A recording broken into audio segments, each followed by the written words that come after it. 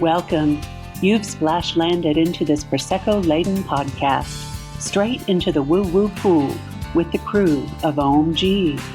We're just a simple group of tragically imperfect and highly empathic BFFs, exploring a wide range of atypical topics with humor, grace, and curiosity. This is Ohm-g.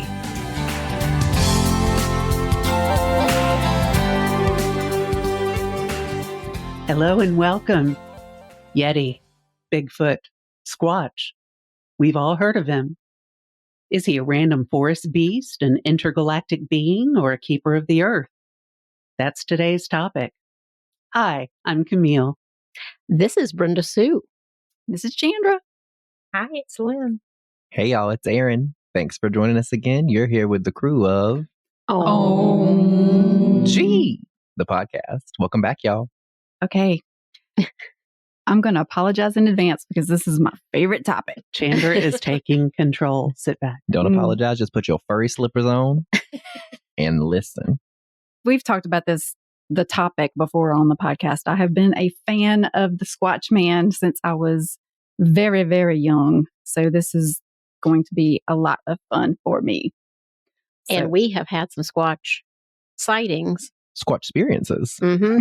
Squatch experiences. I love that. Together. Absolutely. So we're going to share those as well. So hang on. Of course, we'll save those for later. Yeah, we got to keep you on the edge of your seat. So for many years, I've had questions. Things will come up and I'll think, is this a possibility? Is that a possibility? I'm really curious of where you guys land, like in your bones, in your heart of hearts. What do you guys feel like the Squatch Bigfoot phenomenon is? Who wants to go first? I feel like I know the least, so I'll just real quick. I think that the fascination around it, like, is he real? Yes, of course, in my mind. But I think the fascination around it is people wanting to see or witness or experience something larger than themselves, quite literally in this sense. And that's sort of like the mystery around it is like, are you going to be the one to spot it or to photograph it or to find a footprint or whatever? And so the wanting to believe in something larger than yourself or bigger than you, I think. So Squatch is God. No, I'm just kidding. Or like a Loch Ness monster or something. Yeah. Right. The whole cryptozoological phenomenon thing. Yes. So my personal feeling, this is Brenda Sue, is that it's possible. There's different species of them, kind of like there's different species of human beings. And some may be more land-based, and I think some are galactic, and I think they reside in a different dimensional frequency. And so I don't know why they allow some people to see them and others not to. That's really strange to me, but I've seen them in my mind's eye, and then we got stories about that. Mm-hmm. But I'll keep you waiting. So, Lynn, what do you think? I think there's a lot of things that are out there that we can't necessarily see. And I had the conversation with Chandra about people believe in angels with wings. Yeah. And then you say Bigfoot, and they're like, no. And I'm like, but you've never seen an angel either. Or I have, but I've also seen Bigfoot. That's a whole different story. I've seen a lot of stuff. But in my experience, and me and Chandra actually have a story about why I even see Bigfoot. But I think the Bigfoot is an interdimensional being. Yeah. Like a protector. I can agree with that, actually. Yeah. I think he's a portal tender. I think he's an earth keeper. I think he's like a vortex tender, all that. Yeah. Oh, that would make total sense. Yeah. Yeah. I'm totally Camp Brenda on this. I think there are different, just like in humans, there are different vibrational levels. There are different levels of awakening, if you will.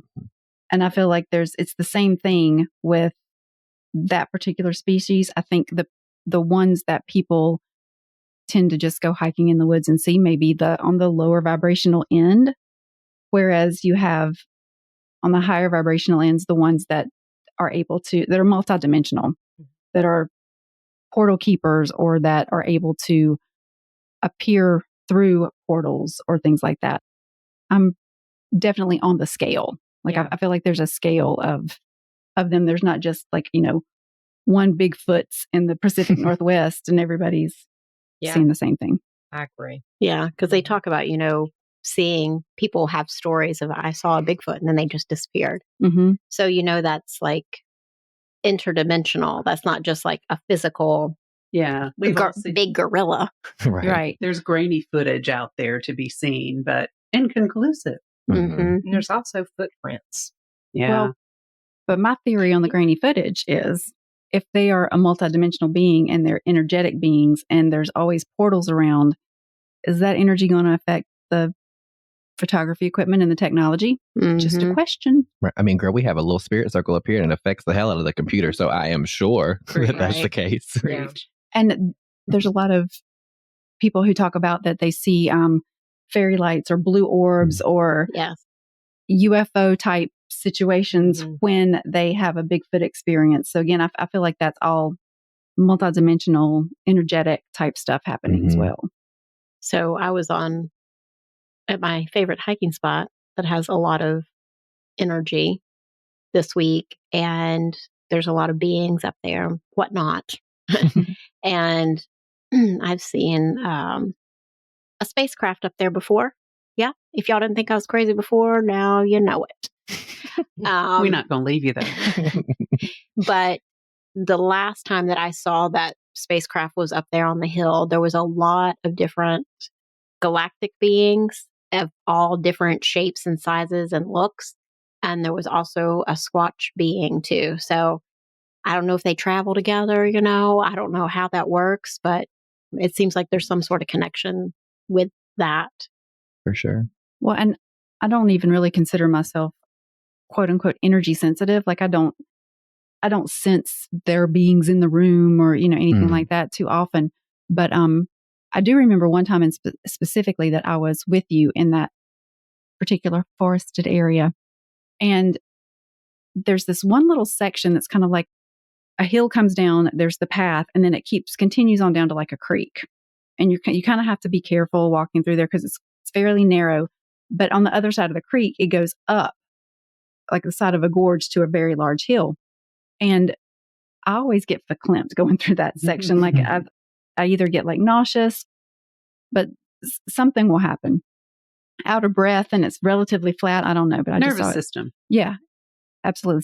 Something always affects me through that area. And I remember one time we were walking through there and I said, there's something on top of that hill. I just felt like we were being watched. I felt like there was something and I felt like it was large. And I said, Brenda, I feel like there's something really big up there watching. She goes, oh yeah, that's where I see Squatch all the time. Of course you do. Yeah, but the funny thing is that I have not seen it physically. I just seen it through my intuitive vision. And Chandra and Lynn might have a story for you later about seeing with their physical eye. But it's just like I know it and I can see it in my mind's eye. And then having you guys say, oh, there it is. There it is. Yeah. So that story will come later. Let's talk about some other stuff before we start talking about our sightings. Can I ask a question just really quick? Yeah, Kind absolutely. of aimed at everyone. Okay, so I'm going to describe the stereotypical Bigfoot that I see in my mind's eye. Mm-hmm. Tell me if you agree or disagree. I'm thinking about 9 to 11 feet tall, hairy all over, half man, half ape, huge hands, huge feet, ducking between forests, between trees in the forest. Is that what you see as well, or do you have any tweaks or see anything different? That's how I see it. That's exactly how I see him. Okay.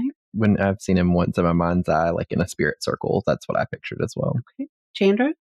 And I'm not sure if it's because it's been so indoctrinated, the cone head and the hunched shoulders and the hunched back or whatever.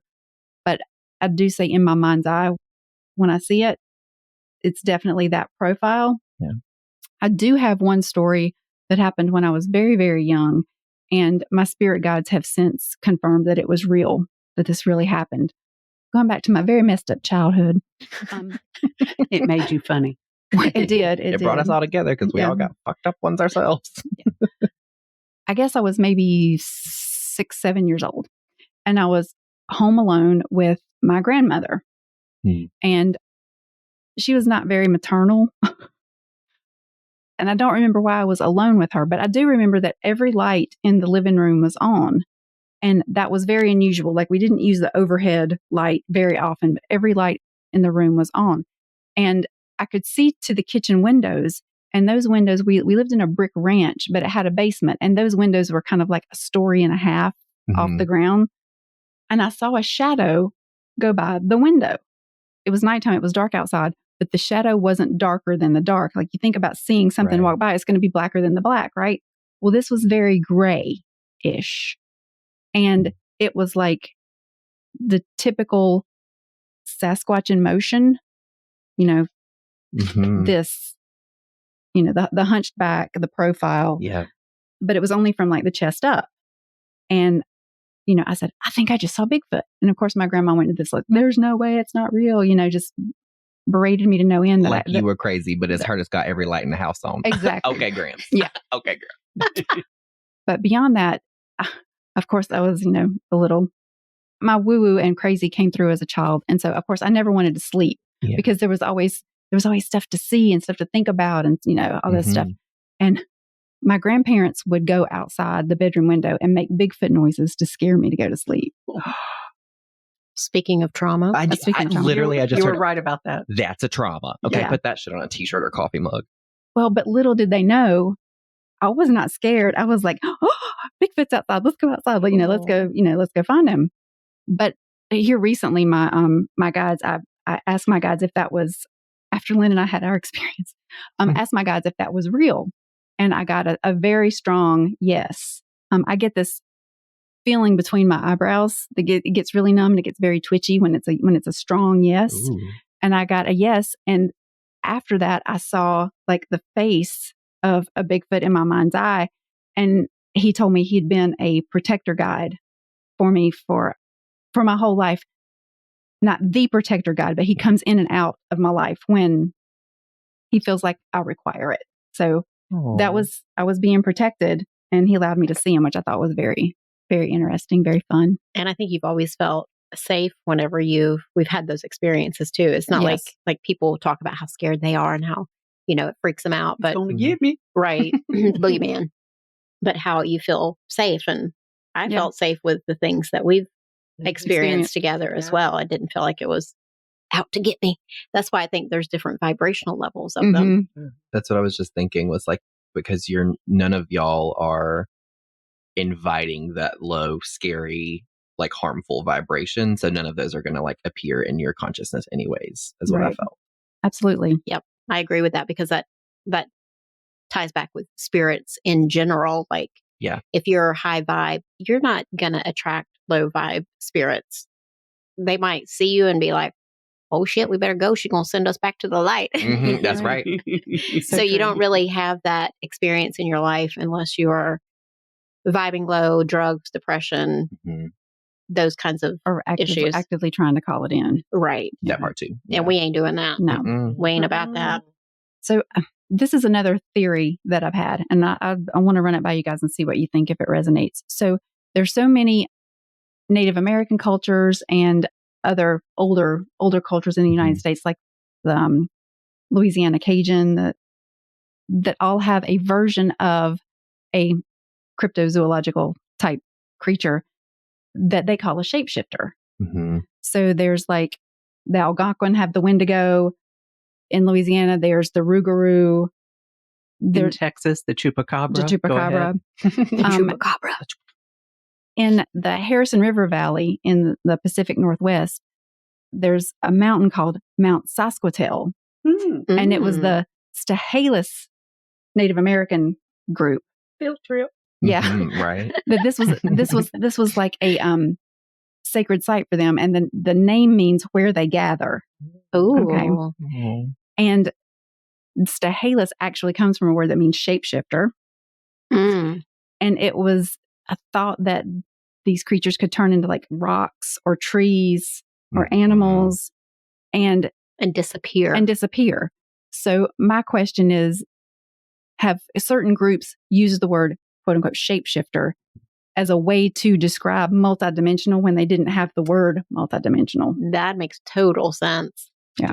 Do you see that as like time traveler? shapeshifter, or is that a different thing for you? I'm going to get a little esoteric because I don't see time as a linear thing. It's more Gotcha. circular. I would say yes and. Like multidimensional can mean different time. It can also mean different galactic layers. Dimensions don't necessarily just mean time or location. They can mean both. Right. Parallel lines, whatever. Right. Yeah. Right. Yeah, when you asked that question, Camille, I got resistance to it. Like, I was like, no, not time traveling. And then I literally heard, time is not real. And then you started talking, and I was like, of course, we're it. Now we're getting real deep. Yeah. So y'all go better pour yourself a glass of something strong, whatever that is. If it's coffee or Prosecco, you do that, and we'll be right back. All right, guys, thanks for hanging with us in the break. And we are back. We are continuing our conversation about the Sasquatch Bigfoot phenomenon. And we've talked about this several times on the podcast of like when something resonates, when you just kind of know something is real, you get that like goosebumpy electrical feeling over your skin. And we've all jokingly called that spirit chills, right? Yeah. Well, the Stehalis people felt like seeing them was very good fortune, and that they talked about how the interactions caused you to have a physical reaction. They actually talked about that. And I've had several instances where I've seen things on, whatever, YouTube or whatever, and I've seen pictures where they've said this is the face of a Sasquatch. Yeah. And I'll look at it and I'll go, that's CGI, or that's not real. You can know. And then one will pop up and it will give me the freaking chills like no other. And it's also the same with like recordings of different calls. Like some of them I'll hear it and nothing, but then there are certain recordings where I totally get that like head to toe. Like, I know that sound. Yeah, exactly. Do any of you guys also have those kinds of experiences when you, like with anything related to this topic? Have you like seen pictures or whatever that just like you just kind of like resonated and you're like, oh God, that could be real. Absolutely. Yeah. Mine is, it's not like quote unquote Bigfoot or Sasquatch, but I feel that way about like witches, which could be a totally different episode. But like I feel like there are a lot of people who like the quote unquote like witchy aesthetic, if that makes sense. Right. Like the look of being witchy or like swamp, maybe even like Cajun or Creole sort of roots or whatever. And then there are people who are like align their vibration to like actually be like practicing things like crystals or magic or spell casting or whatever. So I don't know. Anyways, that's a whole other side tangent. Back to the foot. Always back to the Back to the future. Oh my God, that may be the episode title. I'm just kidding. That wouldn't be. But okay, here's another theory that I have. So you guys tell me what you think about this. And again, I have no basis for any of this stuff other than it's things that have occurred to my mind, and I'm like, well, that kind of makes sense. I wonder, just kind of like neutral observer kind of thing. But everyone talks about like, well, why haven't we found a body? Why isn't there any evidence? Why is the only thing that we find prints? Does he have family? Right. Where are they? Where are they? is he the father? Where's Maury when you need him? That's Maury. But so my question is, okay, anything that is physical, like hair or other physical samples like scat and things like that. Right. Okay, let's make the argument that he is a multidimensional or she is a multidimensional being. Right. Would it then make sense that anything physical that they may have left behind goes back through the portal with them? Ooh. It does indeed. That's some time traveling poop. Yeah, but yeah. I like the way you think, Chandra. Well, I mean, that would explain why there's only tracks left. And right. Lynn, you were watching this video the other night, why there's so many instances of where people will find these huge tracks that they can't explain that just end. Right. They just go away. There's someone was beamed up, Scotty. Exactly. Yeah. In the snow. Like, where did the tracks go? They just completely stopped. That's pretty cool. And I also think, like, even the ones that might be in the physical, like, if they like pass away on the planet, then the other ones just come get it. I agree with that. Like, they're not just going to leave it there. Like, Right. would you leave your family in the dirt? Like, Yeah. you Some of come them. get it. Yeah, sorry. Another episode, like we talked earlier. Yeah. I'll be happy to be on that episode with you. But anyway, It'll be a 6-parter. Yeah. So, what do you think, Lynn, like with your research or your thoughts on it with what you've heard or listened to? Or well, a lot of the people that they were interviewing that had actually seen the Squatch, they were hesitant to come forward because of fear of ridicule. right. And I think I specifically got that message because, like, I was like, oh my God, am I going to go on the podcast and tell everybody that I saw the Bigfoot? Spirit said, Here hell she yeah, is, you are. And I was like, oh my God, people are just going to think I'm crazy. And I'm like, wait, they already think that. So Right. it's fine. We talk about seeing Grandma Ruby. Right. Really, what's the difference? Right. I don't think there is any difference. Grandma Ruby, only she's on a different dimension. And I Right. think the Squatch are too. Yeah. Yeah. One of the, and again, I'm going to geek out. So Yep. Do it, girl. Yeah. Keep scrolling if you don't want to hear the geeky side. Shine your light. But it fascinates me how the phenomenon goes back so far. Like, and I know recorded history for humans is very short, but like, there was this author and he compiled a list of like 1,340 sightings just between the 19th and the 20th century. And the first footprints that were ever documented go back to 1811 by an explorer named David Thompson. So, that's 200 years. And I'm sure there was plenty of stuff before that. It just wasn't recorded for history. Exactly. In a way we can decipher. Absolutely. Well, but there's Native American culture that has documented with like cave drawings and things and oral tradition and those type of things. But like folktale. Another thing that kind of just like gives me the chills, it's kind of like one of those synchronicity kind of things, was the word Bigfoot was coined in 1958 in an article in the Humboldt Times that was about a man named Ray Wallace who supposedly found these giant footprints near Bluff Creek. And for his whole life, he was like, I found these crazy prints. I found these crazy prints. After his death, his children came forward and said, yeah, that was a prank. It was never real. He fooled everybody. When I heard that story, my first thing was, y'all were ashamed of your daddy. And the second thought was, that's why you don't have children. Okay. Just kidding. Because a scant 9-10 years later, the best video of a Sasquatch ever made, the Patterson-Gimlin film, was filmed where? Let's say it with me, children. Bluff Creek. Oh. So cool. And they've done so much testing and different things with that video, right? And they've analyzed it to the point where, they can see like ripples under the flesh. They've identified, they actually call that particular specimen, if you want to use that word, patty, because you can actually see breasts. It's a female. So I just find all that fascinating that it's, it's all in the same area. All the history of like the stuff that we know about that creature came from the same place. And I know a lot of the sightings that we see and that we attribute to, Sasquatch, Bigfoot, come from the Pacific Northwest. And Harry and the Hendersons. exactly. The logical part of me is like, well, of course, because if something like that was going to exist on this planet, that's the perfect place. There's not a lot of human development. There's plenty of resources, food, water, blah, blah, blah. But I also wonder if it doesn't have to do with like, are there more sacred sites? Like there's Mount Shasta, there's so much more Native American history in that particular region. Well, how does that We're not hit too you far guys? from Pilot Mountain here True. in the Yeah. Triad.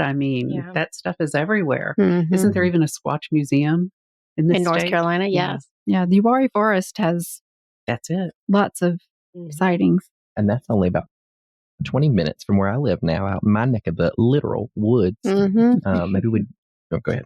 So I was listening to an episode of a podcast. One that I listened to is called Sasquatch Odyssey. If anybody's interested in the Squatch stuff, there's a lot of episodes, so you won't be disappointed. And it's called Discovering Bigfoot is the name of the episode in particular that I was listening to. But the guy was talking about a sighting that these two campers had. I think it was in Colorado, but you listen to it yourself. And they were in like this remote area and they were camping together and they were sitting around the fire and they hear all this crashing and banging and like something coming. And they see a Bigfoot, this huge Bigfoot, and it's running from something. And then they said chasing it, which they didn't tell this on the episode that they did with this man, but they told him afterwards, was a 400-pound cat. Named Patty. Full circle. So speaking of like other dimensional creatures, so had both of these things run through a dimensional portal and they had come into our Earth plane and then they were like predator prey for each other in that place. Or were they playing? I don't know. A little Tom and Jerry situation. Exactly. Regardless of reason, I'd be like, "Yo, get on down here." Yeah, that's what I'd be doing. Right. On. Go get. Don't come back now, you hear? Nope.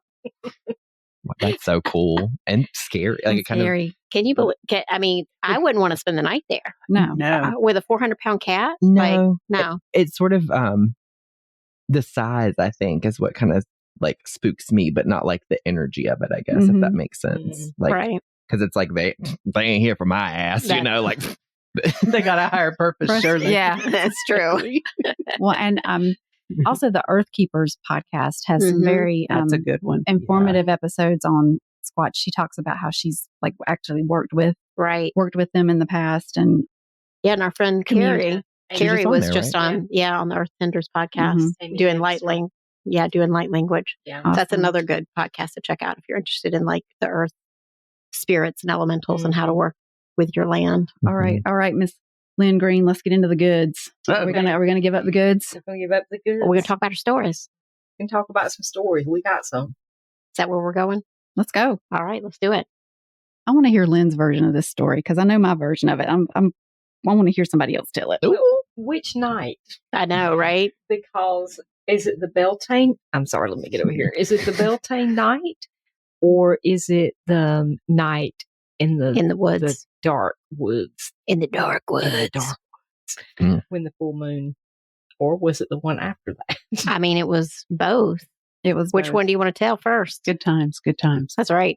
Well, okay. My first recent experience was the full moon night. Yes, in the woods, and what I saw was again the stereotypical hunched back cone head. The moon was full. There was a section of trees, and there were these two trees that were maybe 10 feet apart. And I saw the silhouette of something that looked like a squatch. And I thought, well, that's just like a tree stump or something. But of course, it looked like squatch. So of course, I'm going to stand there and watch it just in case. Right. So I stood there for a good 10 or 15 minutes and it moved so slowly that you couldn't see it moving. Wow. But if I took my eyes off of it and looked back, it wasn't where it was before. Like in the course of the 10 minutes, it went between the two trees, but I couldn't perceptually see it move. Wow. Okay. But I keep watching it and keep watching it and keep watching it. Well, our friend Carrie was with us in the woods and she just flowed into some light language out of nowhere. And I can't remember the words or what it sounded like that she said, but whatever she said gave me chills. It sounded like Sasquatch. I'm just going to say. Well, it did. it did. It gave me chills. And in that moment, the shadow that I saw collapsed into a ball, turned into a ball of blue light, and shot up into the air. And that energy put her on her, like on her hands and knees on the ground. Wow. Yeah, she did a light language transmission. And I hadn't said anything about what I was seeing. She didn't know what I was seeing. So that was just, I don't know. It was a magical experience, but it was also kind of like, where did that come from? Yeah. Wow. Yeah. The one that I keep thinking about is the one we saw on Beltane. And Beltane. Yeah. And there was a lot going on that night. I'll just say that. But there wasn't any drinking or any kind of like substance going on. I'll just say that to begin with. And there wasn't at the full moon night either. There wasn't anything like that going on. And so at the Beltane we went to, he was standing between two trees, and I kept seeing him, but it was kind of shadowy, but also kind of like matrixy looking to me. To me, it almost looked like heat waves coming off the pavement. That's exactly. It was like waves. And so let me back up though one section. Okay, go ahead. Because you and Brenda were standing there and you were looking off into the woods like you were seeing something. And I was kind of walking up to you guys and I'm like, oh, there's some stuff going on in the woods. So I walked but I walked over and I'm like, are you guys seeing something? What's going on? And you're like, there's Squatch energy. And I'm like, the what? And so you're like, look over there. Brenda wasn't seeing it. I was seeing it in my mind's eye and but I was not seeing it physically. But I saw what you saw. Yeah, I was seeing it like a wave of energy between two trees. And we were standing there, me and Chandra, and Brenda was there, and we were watching it. And I was getting ready to say, oh my God, he just waved. But Chandra grabs my arm and she said, he just waved at us. And I was like, okay, so we're both seeing the exact same thing. And he just wanted to come in and like say hello to Chandra because he don't care nothing about me, apparently. But while we were standing there, it was like you could see, it looked like layers. Like you would see a leg come through. You could see the foot, but then the further it got up the leg, the like more it faded out. Yeah. So it was really like it was coming through different doorways. Yeah. And you never saw the full figure. Right. Until it waved. And then it was like half of the top half stepped out to the side and the arm went up. Yeah. And waved at us. And then it was like almost when it went back, everything just collapsed. Right. Yeah. Right. Yeah. And then I can't remember how it happened. We got on the text chain. Do you remember how that happened? Okay. I remember how it happened. Okay. So the day that I got the message that Squatch was my protector guide and that the thing that happened to me when I was little was real, I had been meditating on the thing that happened in the woods and was that real, whatever. And as I was, meditating, I got the message that I was asking, why did it happen? Like, was it real and why did it happen? And my guides were telling me that you've been getting the message that you need more joy in your life for a while and you kind of weren't doing anything about it.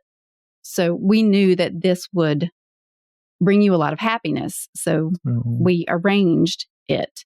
And I don't remember if I asked a question or if it just came through, but they told me that Lynn was involved because she helped raise my vibration to the point I could see it. Because I'm a channeler, I'm not a seer. Right. I don't see a lot of stuff. And so I text her and I'm like, girl, guess what my guys just thinking I got a big revelation. Guess what my guys just told me.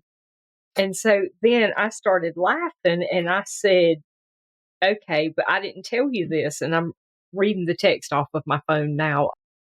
But after our encounter in the woods, I tried to tune into them. I was able to, but what they said to me was the only reason you can see us is because of her. Yeah. And I was like, oh, y'all don't like me?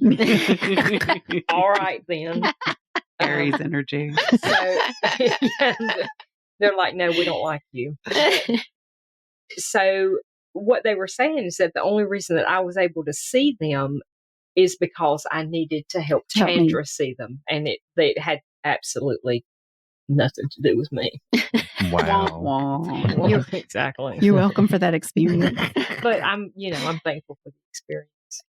It was a wild thing. It was quite wild. And I would just make a side note that if I hadn't seen it for myself, I probably wouldn't believe it. Well, and then later on that night, we went around to a different section of the woods and we were looking in. And you know how everybody talks about seeing the big red eyes, like the eyes shine and they're so big and they're so far apart. Yeah. Yeah. We saw that too. Yeah. I saw that too. Yeah. And there was a lot of stuff like in this little spot that was like things were coming out at you, like faces and movement and the blue men. Yeah. Yeah. It was pretty crazy. Episode. Sounds like Fantasia. Yeah. Real life. It was crazy. It was crazy. But I will say that since that encounter, I have had a lot more situations where I'd be meditating and talking to my guides, and I would get like a very clear, just like shoulders up image of the face of a Sasquatch. I've had that happen several times. And I think it's just like, I feel like it's not necessarily a message, but just like, I'm still here, we're still connected. Checking in. Yeah. And I think as we all know, we're creators, right? So why wouldn't we create that? Do you know what I mean? Like, does that make sense to you? Yeah. Oh, I keep forgetting to talk in the microphone. It's a learning curve. Whoopsie poopsie. Whoopsie. Well, but too, we create our reality, and based on our vibration, we call in what we're aligned to. So if that's what we're actively trying to bring into our lives. We should video this because this is quite entertaining. You can't see us not in agreement. Yeah, it was. That was a good night. Yeah, they all have been. They have been. That's why I, in the episode we talked about introducing you, Lynn, to the group. Like, I feel like we could talk so much about spiritual development and how having a community of people that you can experience things with helps you to grow and learn and can just move you forward. If you want to fast track on spiritual growth, then just get yourself a group of friends that are doing the same thing and shit is going to blow up. I totally agree. It's like your spiritual cycles sync. Yeah. So get your spiritual tampons ready, honey, 'cause the river's gonna flow. But I mean, it really like, if you're actively trying to raise your vibration and you're around other people who are of similar or slightly higher, they're going to pull you up to that level. So, to new heights. Absolutely. So go find yourself some friends and some Squatch friends too. Absolutely. And keep listening to us because that's what we're here for. Because we're your friends. Creating a community. That's right. Yeah. That's one thing I'm really excited about on the podcast is like watching the community grow. Yeah, me too. And hoping I can help like amplify that. Oh, absolutely. 100%. You will. Well, you are already. Yeah, we are. Very lucky glad to have you. All right. Do we have any more Squatch stories? I think I'm out. All right. Oh, I just wanted to. I'm out. Peace out. I don't know. So I just want need another glass of Prosecco. Whatever. Y'all go ahead. Speak your truth. Aries energy. Ella. See how easily we get sidetracked? But I wanted to share a couple of podcasts that I listen to that are good, sassy, squatchy podcasts. So Sasquatch Odyssey on all of the usual places. And there's another one. Let me find it. I'm looking. I'm on my phone, y'all. Oh, geez. And of course, I can't find it.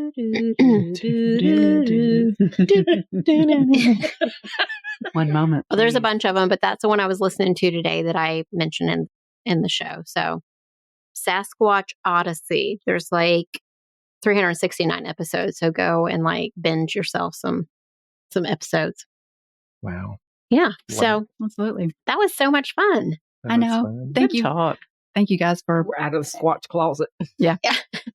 For indulging my passion. Oh my God, of course. All right. So we will see you guys on the next episode. We love you all and thanks for listening. Peace out. Absolutely. Bye-bye. Guys. Bye. Bye. Thank you for joining us today. Please follow and subscribe to our podcast on Apple, Stitcher, Spotify, or wherever you get your podcasts, and leave a review. It's so easy to do and such a huge help for us. We appreciate your interactions so much. Want to join us at our table? Make sure to check out our YouTube channel and join our Facebook community. If you've enjoyed this content and wish to support us, take a look at our Patreon page. All information and links will be in our podcast description. Catch you next time.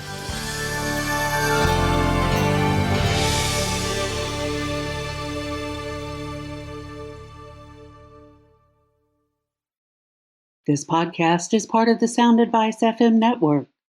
Sound Advice FM. Women's voices amplified.